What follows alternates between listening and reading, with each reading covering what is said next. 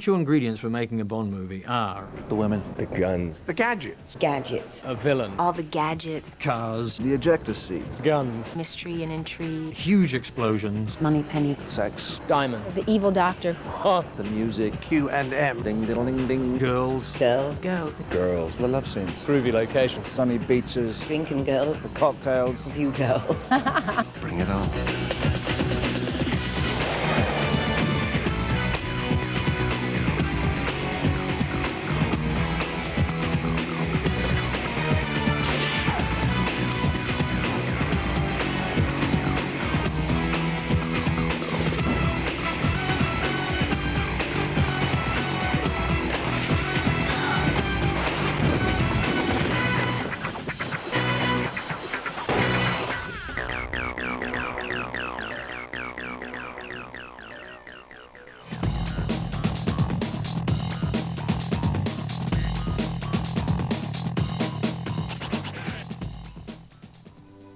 Now pay attention, 007.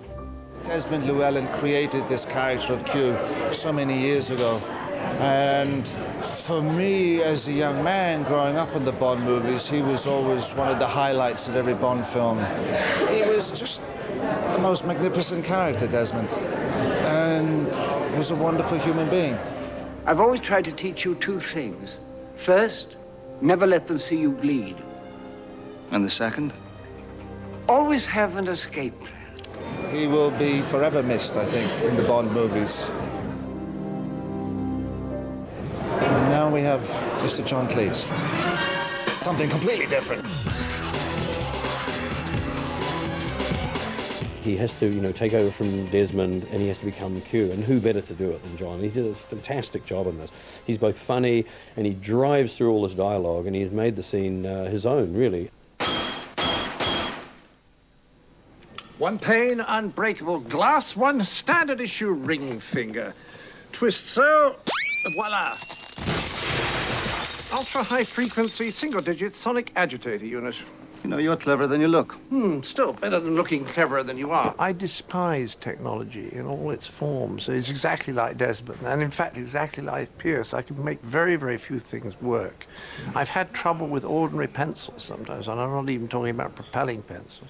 So I'm really extremely badly qualified to play this role. Adaptive cameras, tiny cameras. Everybody loves the Q scenes. Everybody wants to see what gadgets Bond's going to get and what Q might be up to. I think this time we've come up with a few interesting twists.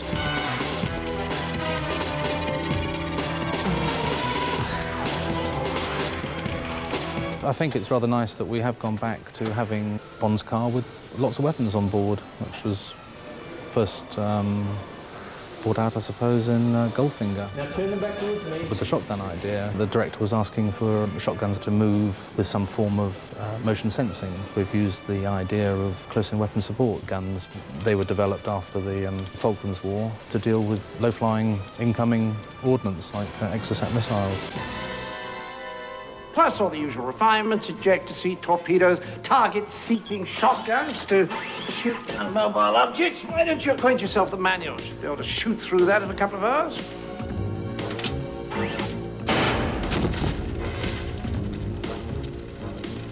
Just took a few seconds, Q. It being the 20th Bond movie and the 40th anniversary, I said, why don't we fill one of these rooms with all the gadgets from old Bond movies? Everything we could think of, stuffed alligators from here. And if you look closer, you'll see Rosa Kleeb's shoe, there's the briefcase from Russia with Love, there's the jetpack from Thunderball. They're everywhere. There are objects that I think represent almost every Bond movie ever made. It's been rather fun trying to say, well, what's that one from? Or which was that one? This whole script is littered with echoes, which I think is quite wonderful. I think this will certainly be a memorable film for all the nods and winks to past Bonds. I think it's going to be one of the joys of watching this film. So for the aficionados, I think it'll be a treat. Be the old firing range any day, Quartermaster. Yes, well, it's called the future, so get used to it. So, this is where they keep the old relics, then, eh? I'll have you know, this is where our most cutting-edge technology is developed. Point taking. Must you touch everything? Does this still work?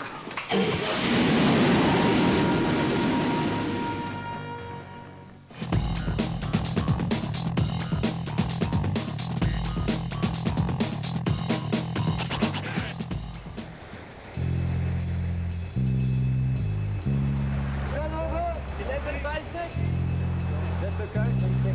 That's good, Hallie. And 3, 2, 1, action!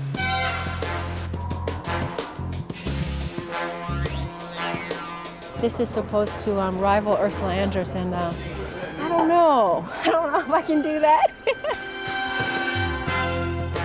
Casting is everything in these. No matter how much action, how many gadgets, casting still carries these movies. So I said, what we need here is someone who's devastatingly beautiful, who can really act, and is going to be just like a magnet, you know, to people when they see this picture, you know. So I said, look, we should go for someone like Hallie.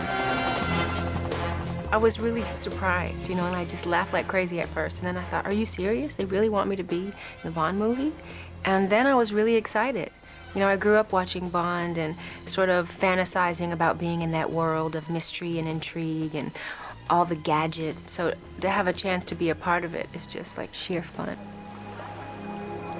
Magnificent view. It is, isn't it? Jacinta Johnson. Our friends call me Jinx. My friends call me James Bond. Jinx, you say? Born on Friday the 13th. You believe in bad luck? Let's just say my relationships don't seem to last. I know the feeling. Jinx is very feisty. She's tough. And the way I describe her is she is the Bond equal. You know, she is the female Bond.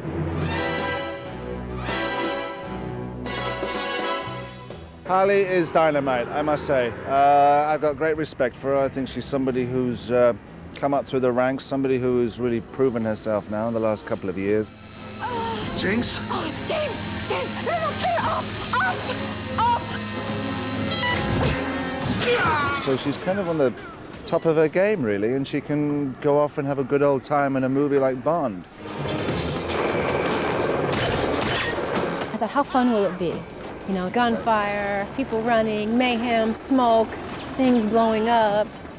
And then, you know, Bond and Jinx standing cool in the face of fire. That's what, you know, Bond movies are. Hey!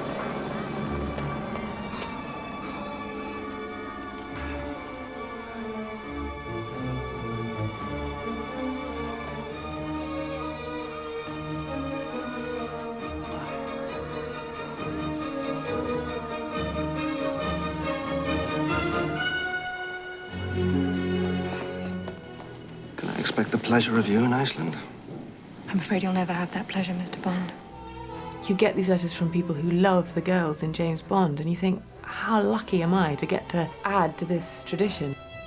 They told me I got the job, and they told me I was doing it, and I came in and I said to everybody I was doing it, and it wasn't until I actually was doing it that I thought, bloody hell, God, I'm making a Bond film. Ah, Miss Frost. I'll show you your room. This is you. Wonderful. Would you like to show me more? There's an elegance to her, the way she holds herself. Got a lot of old-fashioned movie star qualities, I've noticed. Quite rare these days. Very Hepburn-esque or something. I'm not sure, but it's kind of like something I haven't seen for a while. Quite astonishing. Unless you're playing Bond, you get one shot to be in a film like this. It's an institution like this, and you've just got to have fun. I mean, you have to. It would be rude not to. Mr. Bond. And Miss Swift. Space and Technology magazine. Really? I take it Mr. Bond's been explaining his Big Bang Theory. Oh, yeah, I think I got the thrust of it.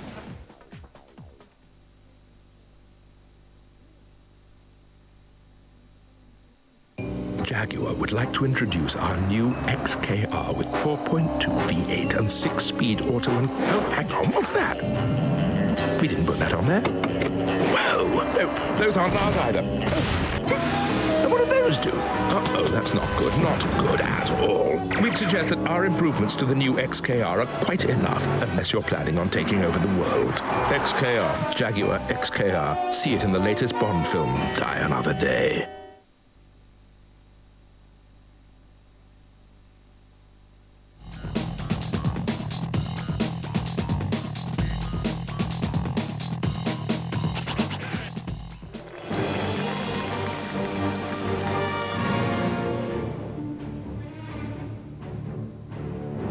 These movies are always measured by who the strength of the villainy.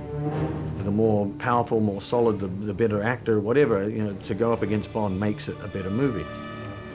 I looked at a lot of the old movies with sort of special attention to the last three, and you know, you want to find out what everybody else did and try and bring something new to the game and not to kind of fall into any sort of set cliches.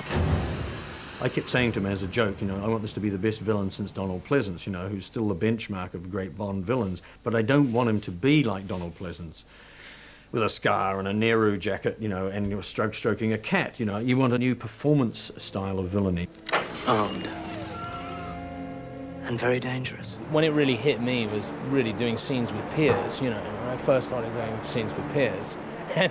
It's quite throwing, actually, because you suddenly think, my God, you know, I mean, I'm opposite James Bond, you know, this is really freaky. Glad you could make it, Mr. Bond. How did you like my run? Look like a man on the edge of losing control. It's only by being on the edge that we know who we really are. Under the skin. Take your Donald Campbell. 1967, the Bluebird water speed record. Huh. Campbell died on his return run. Yeah, but he died chasing a dream. Isn't that the way to go? I'd rather not go at all. I see you don't chase dreams, you live them. One of the virtues of never sleeping, Mr. Bond. I have to live my dreams. Besides, plenty of time to sleep when you're dead. He is very fine. He's very good. I think he's the best one yet. I think he's got a great character to play. There's a duality there. And he has a great sense of theatrical style to him, flair. You know, if the baddie's great, then it just makes me better, too. Makes Bond better. Oh, look! Parachutes for the both of us! Whoops! Not anymore!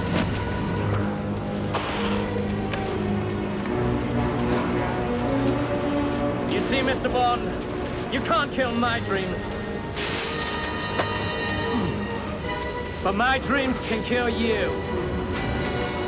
Time to face destiny. I'm a child of Bond. You know, we grew up watching James Bond at family events. I watched every single one at least 3 or 4 times. You know, I had my own James Bond club with the kids in the neighborhood. We had to pull off our own stunts just to get in and get initiated. And it's amazing being here, just beyond my wildest dreams. My character is going to go through a very interesting transformation.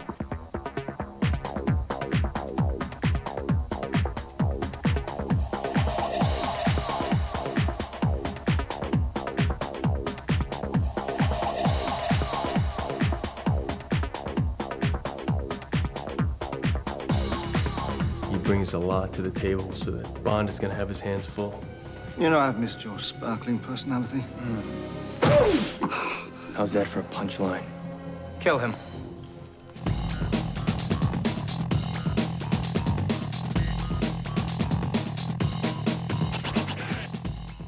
The main unit shoots the actors, and we have to shoot the drama, and we shoot some small-scale action. Fist fights, shoot 'em ups. Bond runs down corridor, walls blow up behind him. When it gets into massive action involving vehicles, aircraft, underwater, that's when the action units come into it.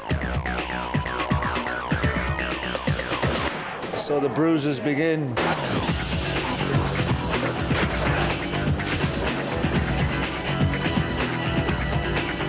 This is wall-to-wall action, this film. I mean, they jammed a lot in. It's really kind of 1.5 Bond movies in one.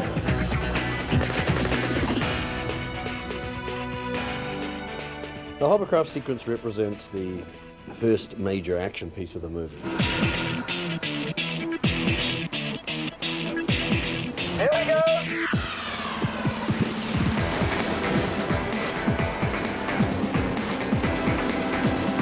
You think they're out of control without actually being driven in that way. That's how you drive them. Almost sideways. You go one way and then you have to think about 3 turns ahead and turn them again.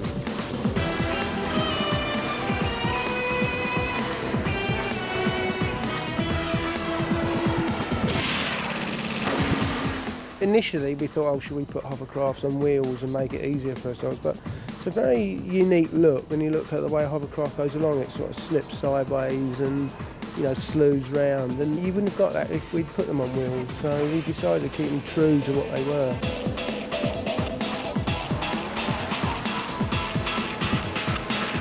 It's just like driving a car on ice, really. That's the only way I can describe it. You have to negotiate a corner at least 50 yards before you come to it. If you try and take the corner when you get on top of it, you just go wide, miles wide.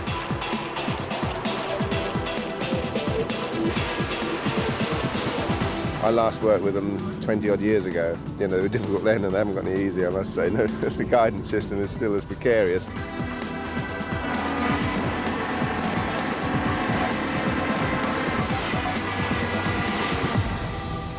Got it! Yeah. You're right, Pete. That felt close.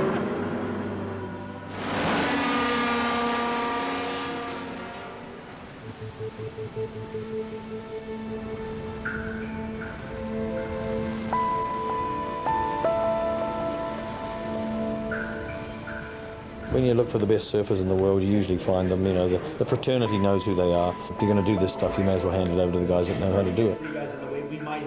Laird Hamilton is a fantastic athlete, and I guess he's one of the top surfers in the world. We wanted some big waves, and really one of the best places in the world to go for big waves is Hawaii.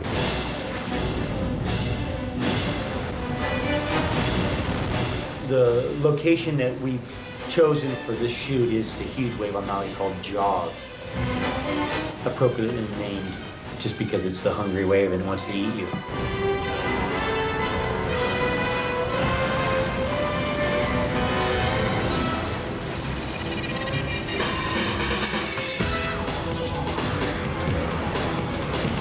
It's only natural that they come here and pick Jaws because it's the most dangerous, biggest barrel in the world, and that just fits their script fantastically.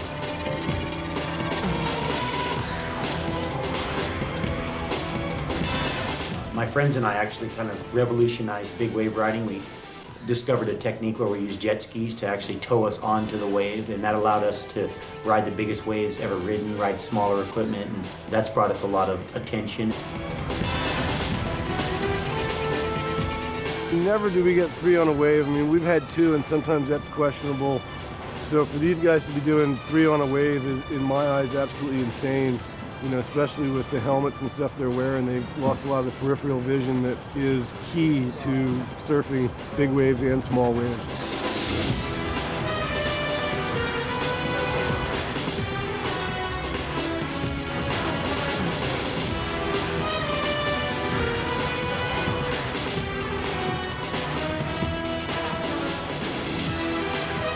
The risk factors of taking a wipeout at Jaws are probably the worst wipeout you could do in your whole life, in your whole career.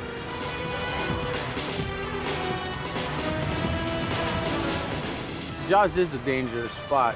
I mean, a few feet underwater can make all the difference in the world. You can either get a free ride back up to the surface because if you get in a pocket where the water's going up, or if you're a few feet to the wrong side, you can get in a current that's going down and you might not see the surface for a long time.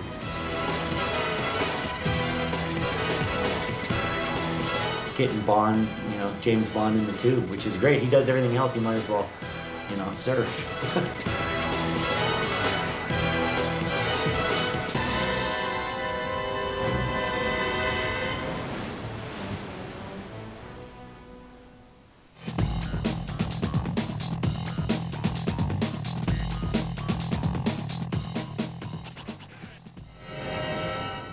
It's a great job. It's a fantastic role to play. And Bond. James Bond. It's been one of the best things that has happened in my life. You know, one of the most memorable times. The last 6, 7 years have gone with the speed of a flame, and it's been a great ride. When Pierce became Bond, I really started to get involved in the stories more. You're the girl that hates to be tied down. He happens to be my personal favorite. The minute he walks on the set, he's Bond, you know, and he's sort of synonymous with that now. It's a real comforting feeling because he's so good at it. Well, well, James Bond. Just in time for the fireworks. Let's get down to business. We're at DEF CON 2. And if the North goes south, they're gonna go south big time. You don't just stroll through the world's biggest minefield. Where's Graves? In the middle of a North Korean airbase. You're right where we can't touch him. You can't, but I can. I think we have a strong storyline this time. We have a very strong cast. And I think Lee Tamahori, you know, hats off to him. He's the one that's kind of pushed and pushed and pushed to make it grittier, to make it edgier, to give it that lovely touch of razor blades, so to speak, so it bristles. It has a punchiness to it.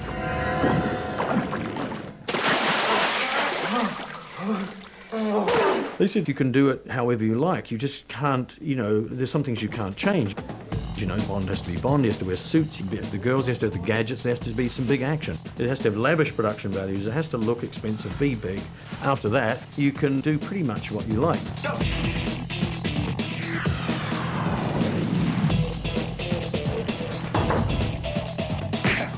Ultimately, the whole gig is a blast. It comes with lots of opportunities, but it comes with a huge responsibility as well. And it is like no other acting job, because it is such a loved character. You want to give 110% every day. The Bond movie is about acting, but also it's about action, and it's about this kind of, it's this unstoppable machine where poor old Peter, sometimes you get up every morning, run, jump, hang upside down, fall about, and every one of those things he has to be sharp on. He can't be dismissive of any of them. He can't go, oh, no, I'm a bit tired now, I think I'll do this one half-heartedly. So I say you've really got to have balls to be James Bond.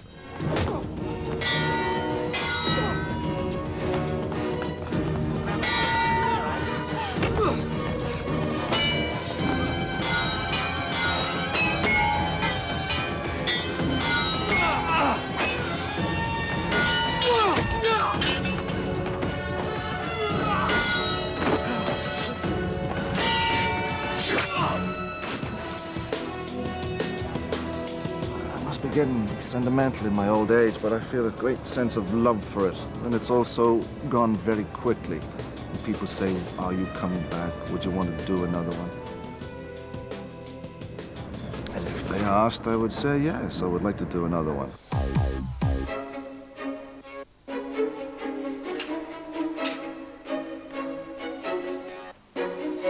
They're quite special, these films. And when you're on a Bond set, again, there's no other set like it in the world.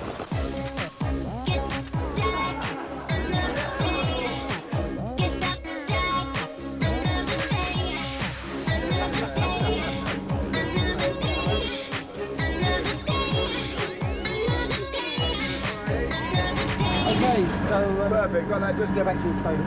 Oh, they're gonna say that's all right.